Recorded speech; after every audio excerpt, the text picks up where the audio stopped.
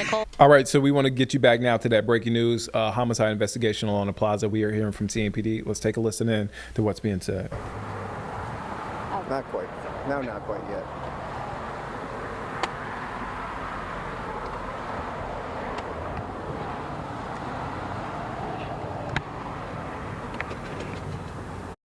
All right, so we are still waiting. That's CMPD there on scene. They're about to speak. But again, homicide investigation there in East Charlotte along the plaza. Let's take a listen in.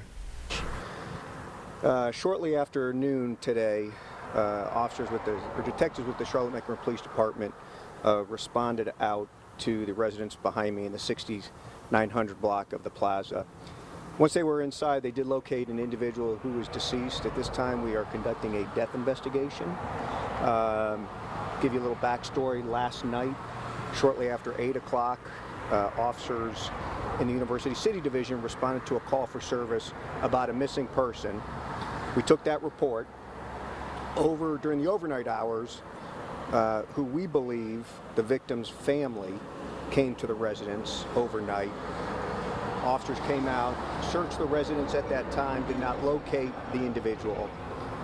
Missing person detectives came out about noon today in the daylight and did locate an individual who and he is deceased.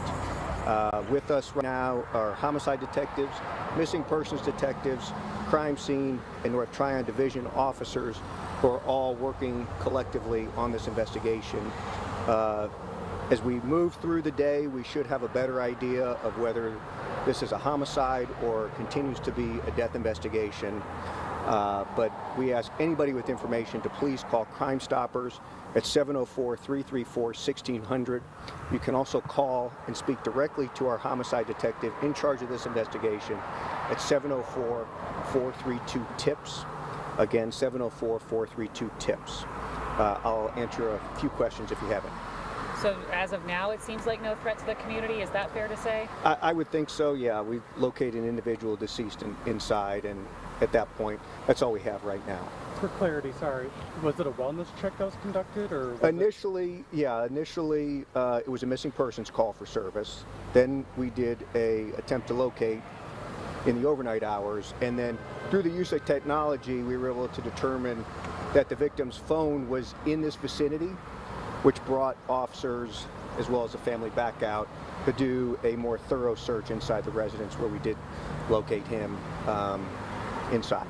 Now, I know you said there's no real threat to the community, but yesterday in Uptown there was a shooting. Earlier this morning there was another shooting. How are you all as a team really just trying to reassure the community's safety despite the amount of incidents that are happening over the past 2 days? Yeah, anytime I speak with the media, I encourage all of our community members to work on de-escalating those situations.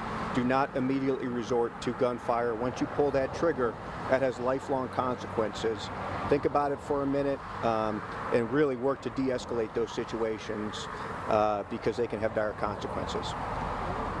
And we saw the one this morning involved teenagers, I believe, a 15-year-old victim, and the one this morning. Let's talk about just some warnings to parents tonight as well for the juvenile crime aspect of this. Yeah, that's again, similar to that. I mean, we have kids now that immediately escalate problems or situations or beefs or grievances, and they pull out firearms to settle those conflicts.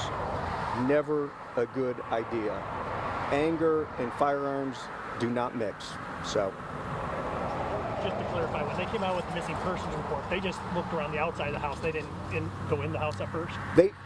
Correct. And then this was our third time out here. The early overnight hours, we went inside the residence, did not locate him, did a more thorough search, and did find him. Did the victim have any signs of foul play, any wounds or anything? Yeah, that's why at this point, that's why it's just a death investigation. We're not exactly sure.